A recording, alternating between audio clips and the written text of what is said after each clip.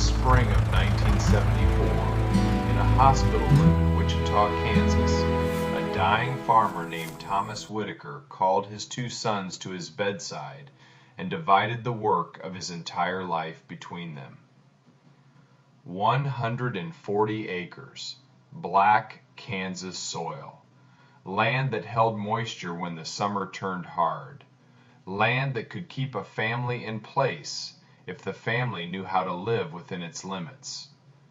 The Whitakers had held that ground since 1921, when Thomas's father bought it with railroad wages saved over 15 years on the Santa Fe line.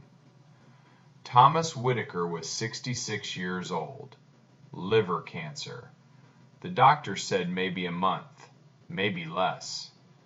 His wife had died 2 years earlier, and now what remained was simple: the land, the house, the machinery, and two sons who had never really agreed on anything in their lives. Raymond was the older one, 31, broad-shouldered, fast-talking, always carrying himself like he had already stepped a few years ahead of everyone else in the room. Raymond had ideas, big ones, expansion, bigger yields, new machinery, modern farming, the future. He looked at their father's operation and didn't see stability. He saw limits. Eli was the younger son, 27, quieter, smaller, the kind of man people overlooked at first because he did not step forward unless he had a reason.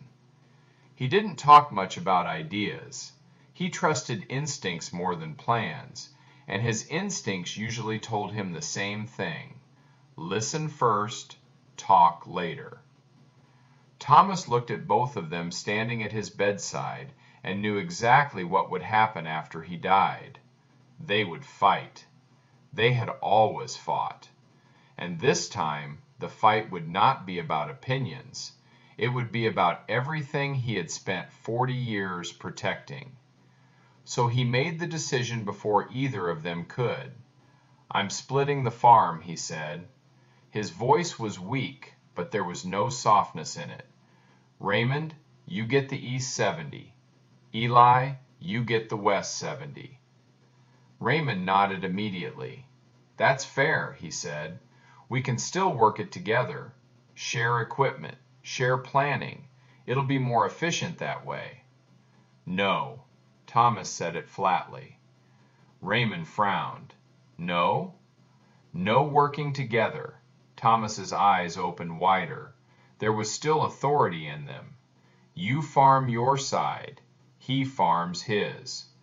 What you do with your 70 is your business. What he does with his is his." "Dad," Raymond said, "that doesn't make sense. If we keep it together, the whole operation works better." Thomas looked at him for a long moment, then said, "I know what works, boy. I've been farming since before you knew how to hold a wrench." He closed his eyes for a second, collecting breath, then opened them again. "You two can't work together. Never could. Don't start now just because I'm dying. Make your own decisions. Live with your own consequences." Eli still hadn't said a word.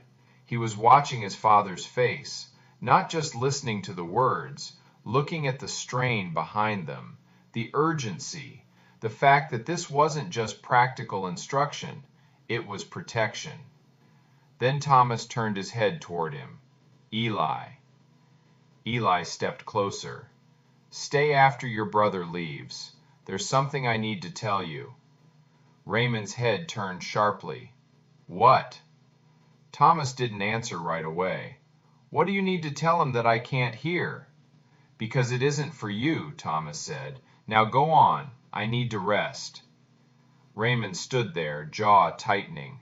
He had always hated being left outside of anything, even as a child, even in small things. And now, in a hospital room with their father dying, he hated it even more. For a second it looked like he might argue. Then he turned and walked out. No goodbye, No soft closing of the door, just footsteps down the hall and silence after them. When they were alone, Thomas reached for Eli's wrist. His hand was thin now, his skin cold, but his grip still had force in it. "Listen to me," he said. "Listen carefully, because I'm only going to say this once." Eli leaned closer.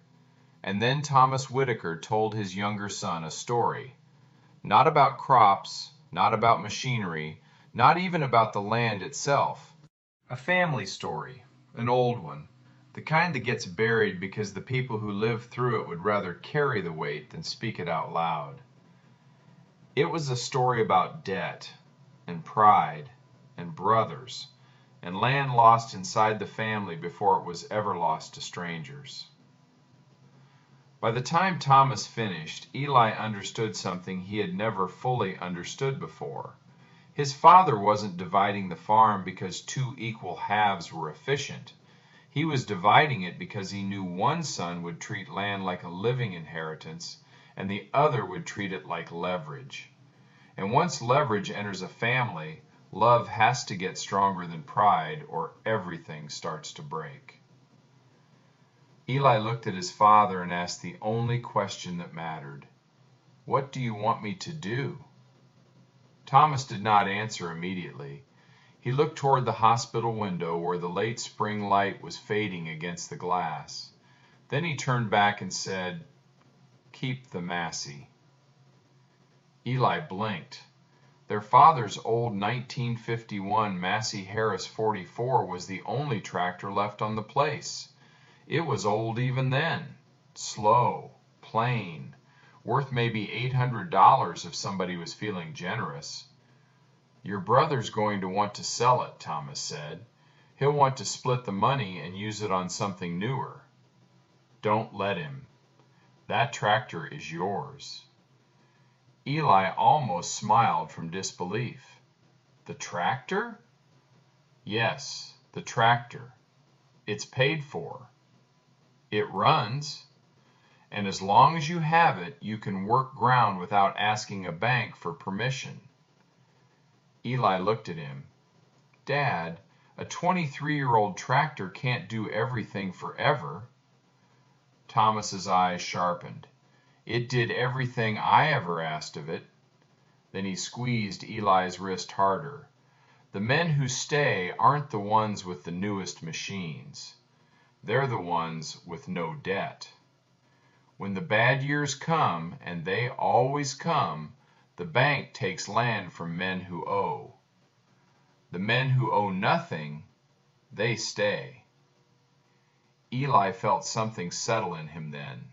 Not fear, not uncertainty, something steadier than that. The feeling of being handed a truth that is too simple to sound important until life proves otherwise. "What do you want me to do?" he asked again, softer this time. Thomas looked directly at him. "I want you to promise me you won't borrow, no matter what Raymond does, no matter how much he laughs at you, no matter how far ahead he looks. Promise me." Eli swallowed, then nodded once. "I promise." For the first time that day, Thomas Whitaker smiled. Not a polite smile, not a tired one, a real one, the last real one his son would ever see on his face. "Good," he whispered. "You were always the one who understood more than you said." Thomas Whitaker died 10 days later, and the war between his sons began. The story Thomas Whitaker told his son that day did not begin with him. It began 40 years earlier. In 1936, Thomas Whitaker was 28 years old. Kansas was still feeling the aftershock of the worst years anyone could remember. Drought, dust, prices so low a man could work an entire season and still owe money when it was over. Corn didn't pay. Wheat barely paid. And the men who had borrowed during the good years were finding out that the bank did not care how hard they worked. only how much they owed. Thomas's father, Samuel Whitaker, had come close to losing everything, but not because of bad weather, not because of bad crops, because of family. Samuel had an older brother, a man named Arthur. Arthur had married into money, not a lot, but enough. Enough to have options, enough to have access, enough to know things before other people did. When the bank began preparing to take back a piece of land Samuel had been renting alongside his own, Arthur knew. He knew before the notice went out, before the auction was announced, before Samuel had any real chance to find a way out. He could have told him, could have warned him, could have given him time. He didn't. Instead, Arthur showed up at the auction with cash, with information no one else had, and he bought the land. 40 cents on the dollar. Samuel Whitaker stood there and watched his own brother buy ground he had been working for years, watched it pass from his hands not to a stranger, but to blood. They never spoke again. Thomas remembered that day, not because he was there, he had been too young, but because of what it did to his father. Samuel didn't shout, didn't fight, didn't make a scene. He just got quieter and older. Within 3 years, he was gone. The doctor said it was his heart. Thomas always believed it was something else. Shame. The kind that settles in a man when he realizes he lost what mattered most, and it wasn't just taken. It was taken by someone who should have stood beside him. Thomas spent the next 15 years working land that wasn't his. Tenant work, hard work, careful work, saving every dollar he could, until finally, in 1951, he bought land back. Not the same parcel, not the exact same lines on a map, but enough. Enough to start again. Enough to rebuild something his father had lost. And from that day forward, Thomas Whitaker made a decision. He would never borrow again. Not for land, not for machinery, not for expansion, not even when the neighbors did. He watched them, men he respected, men who worked just as hard as he did, buying new tractors, taking on loans, adding acres, talking about growth, talking about opportunity. And he said no, every time, because he had seen what happened when the numbers turned, when prices dropped, when the bank came calling. He had seen what it did to a man and what it did to a family. Back in the hospital room, Thomas tightened his grip on Eli's wrist. "Your brother is going to borrow," he said. "He's going to call it smart. He's going to call it necessary. He's going to say the world has changed." Eli listened. "He'll think I was a fool," Thomas continued, "that I didn't grow because I didn't understand. But I understood exactly what I was doing." Eli leaned closer. "What do you want me to do?"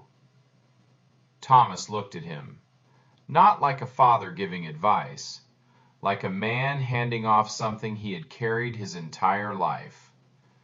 "I want you to stay small enough to stay free.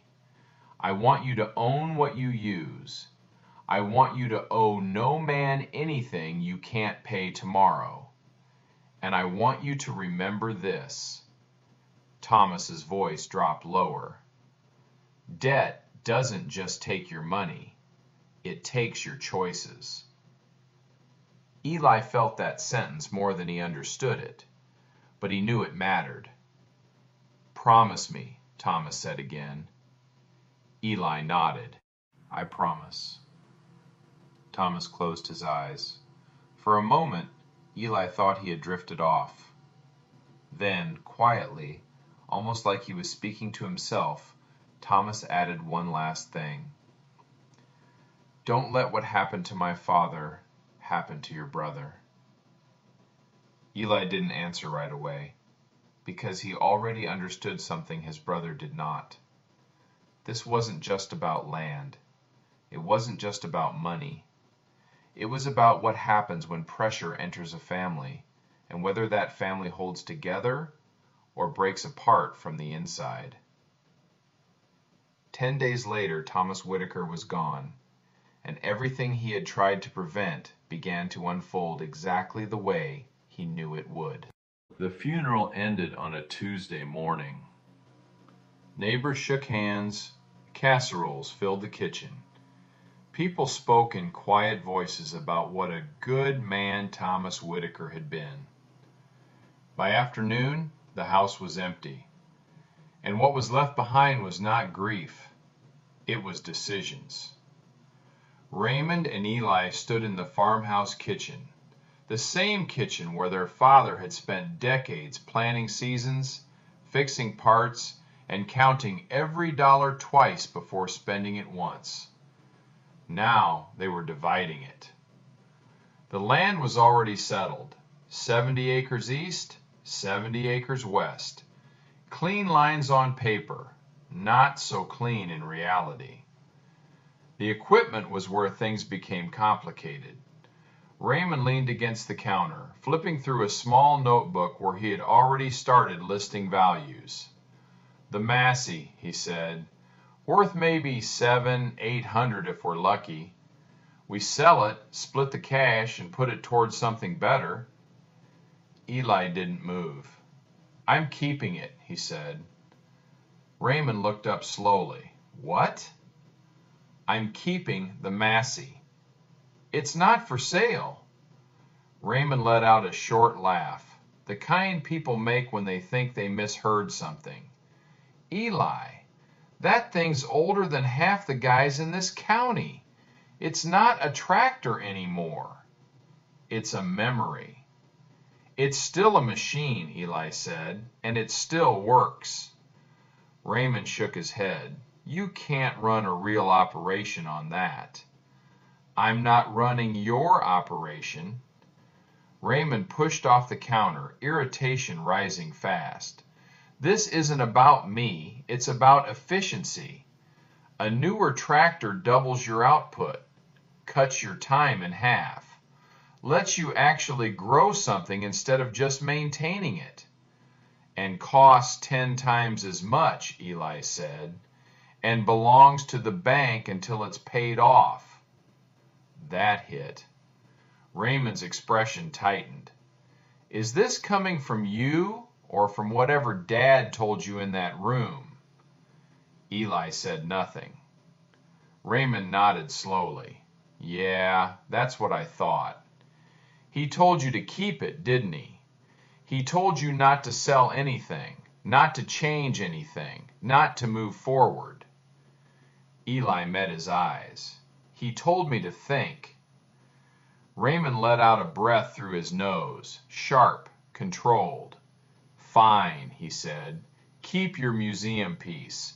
I'll take the rest. You can have the plow, the disc, the planter, Eli said. I'll replace what I need. With what money? The money I already have. Raymond stared at him. For a moment there was something almost like disbelief. Then it turned into something else. Contempt. You're going to sit on 70 acres with a tractor from 1951 while I build something real. Eli didn't respond, because there was nothing to argue. Raymond grabbed his jacket. I'm not staying small just because Dad was afraid to grow. 10 years from now, I'll be farming 5 times what we have here, and you'll still be out there turning dirt like it's 1955. He headed for the door. And when that happens, he added without turning back, don't come asking me for help. The door slammed. Silence filled the kitchen again. Eli stood there for a while, looking out the window. The fields didn't look different. The land didn't know anything had changed, but everything had. Later that evening, Eli walked out to the barn. The Massey Harris 44 sat exactly where it always had. Faded red, paint chipped along the edges, metal worn smooth where hands had touched it for years. He ran his hand along the hood, warm from the day. "They don't see it," he said quietly. "They just see how old you are." He climbed up into the seat, the same seat his father had sat in thousands of times, turned the key. The engine coughed once, then again, then settled into a steady, familiar rumble. Eli sat there listening, not to the sound of a machine, but to something steadier than that. A rhythm that didn't change when markets changed, that didn't depend on a bank's approval. Something that didn't look impressive, but lasted. Across the county, Raymond was making his first real move. 3 months after the funeral, he walked into the Alice Chalmers dealership and put money down on a brand new 7,030. $7,000. More than his father had spent on equipment in years. He paid part of it in cash, financed the rest. Monthly payments, manageable. At least that's what he told himself. The early 1970s were good years. Grain prices were strong. Demand was high. Everyone was expanding. And Raymond believed he was simply doing what smart farmers did. He borrowed more, leased more land, then bought more. Each step made sense on paper. Each step looked like progress. And every time he drove past Eli's place, every time he saw that same old Massey working the same 70 acres, he felt the same thing. Pity. And something close to embarrassment. One Sunday afternoon in the summer of 1976, Raymond pulled into Eli's driveway. The new truck still smelled like factory upholstery. The paint still shined. He stepped out and leaned against the door. "Still running the old girl, I see." Eli nodded. "Still runs fine." Raymond smiled. "Doesn't mean it should." "I could get you a deal on something newer." "A friend at the dealership owes me a favor." "I've got what I need," Eli said. "Having what you need isn't the same as making money." Raymond crossed his arms. "I cleared 12,000 last year." 12. "What'd you clear?" Eli didn't answer right away, then said, "Enough." Raymond laughed. "That's your problem. You're satisfied with enough." He leaned forward slightly. "Me? I want more." Eli looked at him, really looked. The new clothes, the new truck, the confidence, the energy. And underneath it, something restless, something that never stopped reaching. "Dad knew what he was doing," Eli said quietly. Raymond shook his head. "Dad was scared. Scared of debt, scared of risk, scared of everything." Eli didn't argue, because he already knew something Raymond didn't. Fear wasn't what had shaped their father. Memory had. Raymond climbed back into his truck. "When you decide you're tired of staying small," he said, "I'll help you catch up." He drove off in a spray of gravel. Eli stood there until the dust settled, then turned back toward the barn, toward the Massey. "I understand," he said softly. "I promised." And for the next 10 years, he kept that promise. While his brother built something that looked bigger every season and became harder to hold together with each acre he added. For almost 10 years, everything Raymond Whitaker did looked like success. More land, more equipment, more contracts, more numbers that kept getting bigger every season. 200 acres, then 3, then nearly 400 under his control. New tractors lined up in his shed, new trucks in the driveway, grain bins rising behind the house like proof that he had been right all along. And every year he told the same story. This is how you grow. This is how you win. Eli listened and said nothing, because Eli understood something his brother didn't. Success built on borrowed ground doesn't belong to you. It belongs to whoever holds the note. At first, the numbers worked. The 1970s were good years. Strong exports, high prices, banks willing to lend. Raymond didn't feel reckless. He felt smart. Each loan made sense. Each expansion paid for the last one. Each new machine made him faster, more efficient, more competitive. On paper, it was perfect, until it wasn't. The change didn't come all at once. It never does.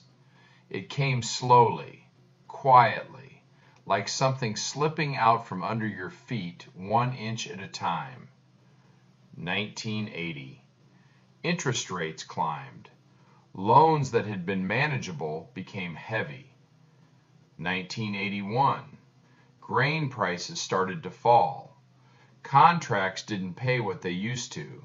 Margins tightened. 1982.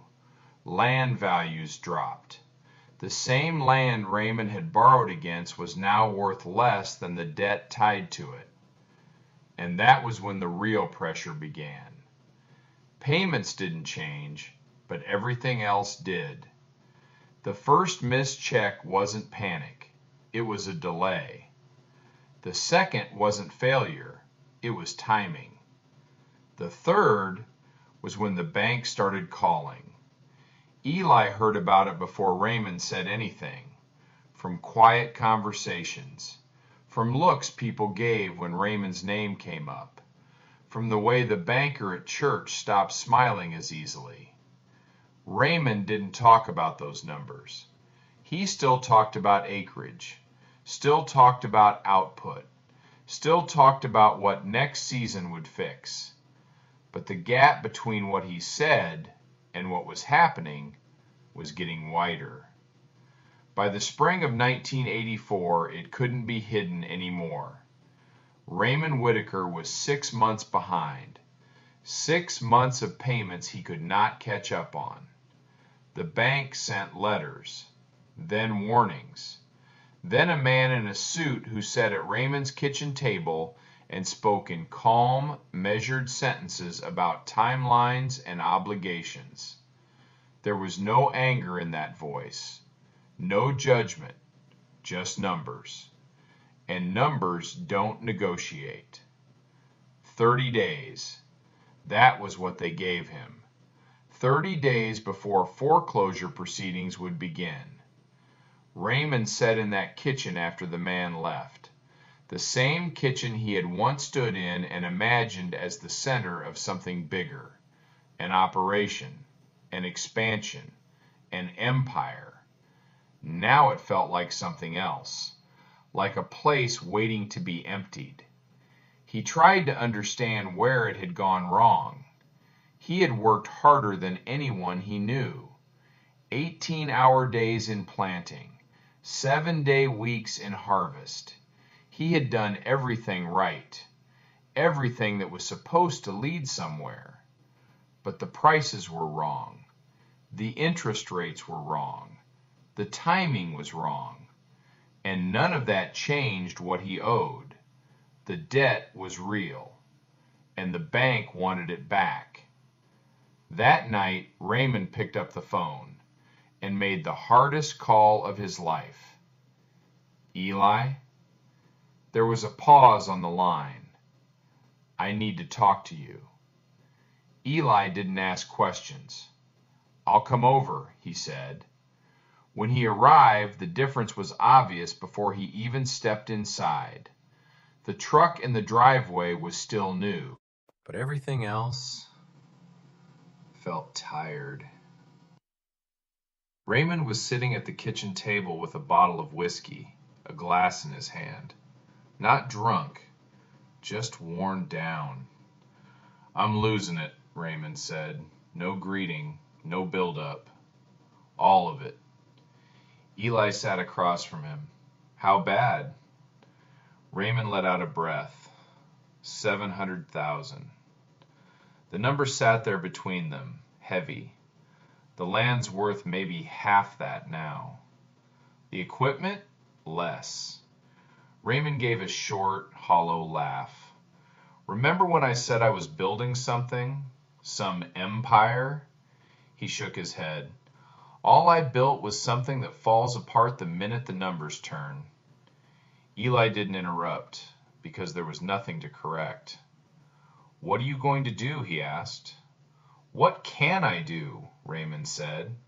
"Bankruptcy, probably." "Try to hold on to something." He looked up, and for the first time in his life, Raymond Whitaker looked afraid. "The East 70, he said. "Dad's land. They're taking it too." Silence filled the room. Eli felt something shift in him.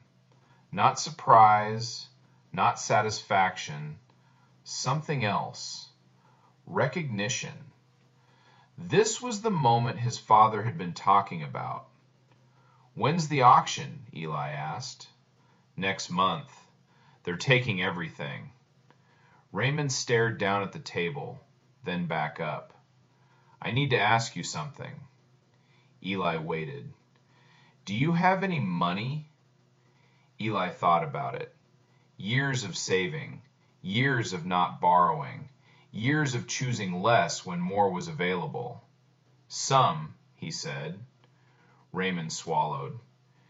"If the East 70 goes cheap, could you buy it?" Eli didn't answer immediately. Raymond looked away. "I know I don't have the right to ask, after everything I said to you, after all those years." Eli leaned forward slightly. "You're my brother." Raymond's jaw tightened. "I laughed at you for 13 years. "I know." "And you'd still do it?" Eli nodded once. "I made a promise." Raymond looked at him, confused. "What promise?" Eli met his eyes. "The one you weren't in the room to hear." Silence.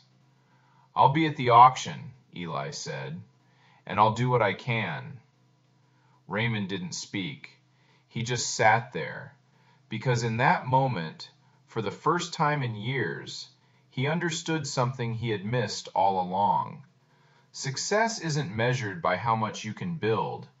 It's measured by what's still standing when everything else falls apart. The foreclosure sale was held on a Saturday morning in June of 1984. By then, auctions like this were no longer rare. They were becoming routine. Families losing everything they had built. Neighbors showing up to watch. Some to bid. Some to learn. Some just to see if they might be next.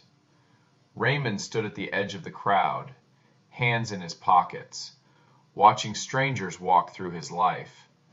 They opened toolboxes that weren't theirs, checked engines he had paid for, talked about his equipment like it was already gone, because it was. Eli stood beside him, quiet, present. "You don't have to stay," Eli said. Raymond shook his head. "I do. I need to see it." The machines went first. The Allis-Chalmers 7030, the tractor Raymond once believed would change everything, sold for a fraction of what he had paid. The trucks followed, then the implements, then the bins. 2 hours later, most of it was gone. Then came the land. The auctioneer stepped forward, voice steady, practiced. Next parcel, he called out. 70 acres, east side, prime ground, currently in corn. Let's start at 300 an acre. A hand went up. 300. Another voice. 350. 400. Eli raised his hand. 500. Heads turned. People recognized him. The quiet one. The one who never expanded. The one still running an old Massey while everyone else upgraded. What was he doing bidding on land? A man near the front lifted his card. 525. Eli felt his heartbeat rise. He knew exactly how much he had. Every dollar saved. Every year he had chosen not to spend. And he knew this was the moment those years were for. He looked at Raymond, saw the way his brother stood there, not angry, not proud, just empty. Then Eli thought of his father, the hospital room, the story, the promise. 550, he said. Silence. The other bidders hesitated. There were easier deals elsewhere, other auctions, other farms falling apart. 550 going once, the auctioneer called. Going twice. No one spoke. Sold. To the gentleman in the work jacket. 70 acres. Back in the family. Eli's legs felt unsteady, not because he had lost, but because he had just spent nearly everything he had saved for 15 years. Then a hand landed on his shoulder. I've got the rest. Eli turned. It was Harold Bennett, a neighbor, a man his father had once helped years earlier after a flood. You're short, aren't you? Harold said. Eli didn't answer. He didn't need to. I'll cover it, Harold said. You can pay me back when you can. Eli nodded, unable to speak. Behind him, Raymond sat down hard on a wooden bench, face in his hands. Everything else was gone, but not that land. The rest of the auction finished quickly. Other parcels, other buyers, other lives changing hands. By noon it was over. Raymond Whitaker had lost everything. Everything except what his brother had just saved. That evening Raymond rode back with Eli, not to his own house, but to the West 70. The house was smaller, older, but it was standing. The first months were hard. Tight space, tight silence. Pride doesn't disappear overnight. Neither does shame. But Eli didn't treat Raymond like hired help. He treated him like something else. A partner. Not equal right away, but real. They worked the land together. All 140 acres. With the same machine Raymond had once laughed at. The 1951 Massey Harris 44. It was older than Raymond. Older than most of the men bidding at that auction. But it still started, still pulled, still worked. One evening, late in the fall of 1985, after a long day in the field, the two brothers sat on the porch. The sun dropped low over the land, the same land their father had worked. I was wrong, Raymond said. Eli didn't answer. He just waited. About everything, Raymond continued. About Dad, about you, about all of it. He stared out at the fields. I thought debt was just a tool, something you used to get ahead. He shook his head slowly. It's not. It's a chain. And the longer you carry it, the harder it is to put down. Eli leaned back in his chair. You're still here, he said. Raymond nodded. Because you didn't let me disappear. Years later, when things had settled, Eli sold Raymond half of that East 70 back for exactly what he had paid. No interest, no profit, no lesson attached.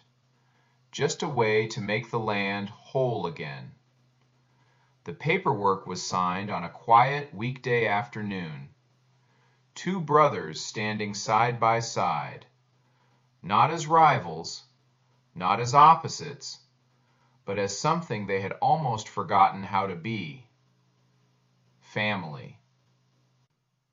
Today, the Whitaker land is still there, 140 acres, worked by the next generation.